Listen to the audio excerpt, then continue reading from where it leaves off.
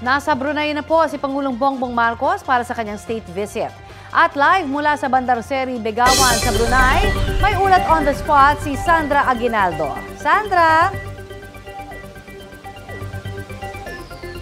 Yes, Connie, 10:01 a.m. po ay lumapag na yung eroplano na sinasakyan ni President Ferdinand Marcos Jr. at ni First Lady Liza Marcos para po sa pinakaunang state visit ni Pangulong Marcos dito po sa Brunei. At dito naman po sa aking kinatatayuan dito po sa Palasyo ng Istana, ito po yung official residence ng Sultan ng Brunei, ay inaasahan na darating siya bandang 11 a.m. po yan ng umaga. Magkakaroon ng welcome ceremony dito mismo sa bandang aking likuran at siya po ay magkakaroon din ng bilateral meeting kasama po si Sultan Hassanal Bolkiah.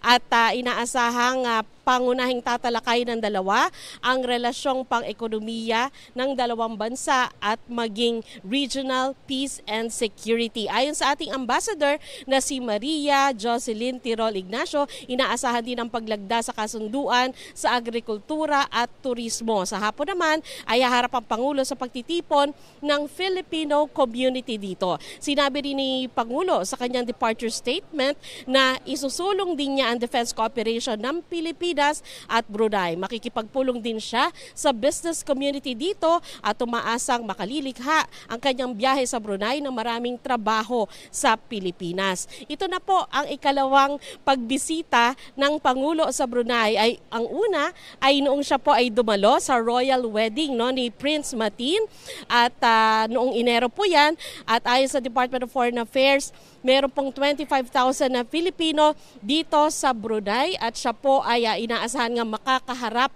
yung ilan sa kanila sa pagtitipon mamayang hapon. Alam niyo po, habang ako'y nagre-report, yung nakita niyo nagsidaan ay yan po yung mga opisyal ng Pilipinas at sila nga po ay papasok na dito mismo sa istana at sila po ay kasama doon sa official delegation ni Pangulong Marcos. Bukas naman po inaasahan na merong meeting ang Pangulo sa business community dito at siya rin po ay inaasahang haharap sa media. So Connie, yan muna po ang pinakahuling ulat mula dito sa Brunei. Connie? Maraming salamat, Sandra Aguinaldo.